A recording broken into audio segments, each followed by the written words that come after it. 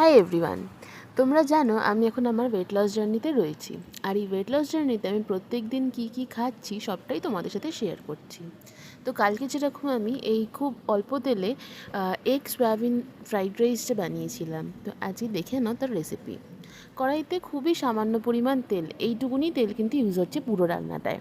তো ওই তেলের মধ্যে যা যা সবজি তোমরা দিতে চাও, আমি যেমন এখানে টমেটো, ক্যাপসিকাম, বিনস, গাজর আর লঙ্কা এই দিয়েছিলাম। তো এইটা দিয়ে অল্প করে ভাজা ভাজা করে নিতে হবে। তারপর স্বাদ মতো নুন, আর আগে থেকে ভেজানো সয়াবিন, হলুদ, কাশ্মীরি লঙ্কার গুঁড়ো, আর তার সাথে আমি একটু চিলি ফ্লেক্স দিয়েছিলাম। তো এই দিয়ে ভালো করে ভাজা ভাজা করে নিতে হবে।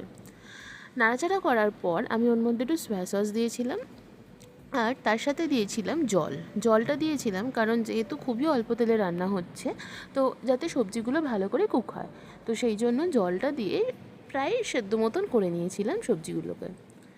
তারপরে এর মধ্যে আগে থেকে ভেজে রাখা এই ডিমগুলো, এটা কিন্তু ভাজা মানে একদম তেল ছাড়া, মানে আমি একদম শুকনো কড়াইতে ডিমের মধ্যে অল্প করে পেঁয়াজ দিয়ে এটা শুকনো কড়াইতে দিয়ে তারপর এরম ভাজা ভাজা মতন করে নিয়েছিলাম। তারপর পরিমাণ মতন ভাত, এবার এখানে আমি দিয়েছি আমাদের রেগুলার যে ইউজের ভাত, চালের ভাত হয় সেই ভাত। তোমরা চাইলে এখানে রাইসের চালও দিতে পারো। আর নাড়াচাড়া করার পরই তৈরি হয়ে গেল আজকে আমাদের ফ্রাইড রাইস।